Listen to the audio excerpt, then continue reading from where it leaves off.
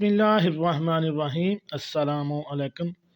دینی مثال میں خوش آمدید کہتا ہوں۔ میری آج کی ویڈیو یا آج کا بیان احادیث کی روشنی میں ہے کہ کان، آنکھ وغیرہ سے پانی یا مواد وغیرہ کا نکلنا سے وضو ٹوٹ جاتا ہے یا نہیں۔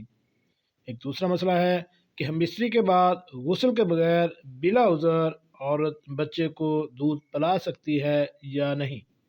چلیے ناظرین، چلتے ہیں ان سوالوں کے جوابات کی جانب۔ ناظرین، یہ ہماری کتاب کا حوالہ ہے، خواتین کے مسائل اور ان کا حل۔ اس کے مرتب و تحقیق ہیں مولانا مفتی ثناء اللہ محمود صاحب۔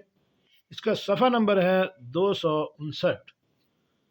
سوال یہ ہے کہ اگر کان یا آنکھ میں درد یا تکلیف ہے اور اس وقت کان یا آنکھ سے مواد اور پانی نکلے اور نکل کر باہر آ جائے تو یہ ناقص وضو ہے یا نہیں۔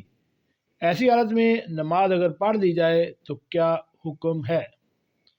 تو ناظرین، اس کا جواب یہ ہے کہ اگر کان یا آنکھ میں کچھ درد یا تکلیف ہو اور اس وقت کان یا آنکھ سے مواد یا پانی خارج ہو اور ایسی جگہ تک آ جائے کہ جس کا وضو یا غسل میں دھونا ضروری ہے تو اس سے وضو ٹوٹ جائے گا اور وضو کیے بغیر نماز پڑھنا درست نہ ہوگا۔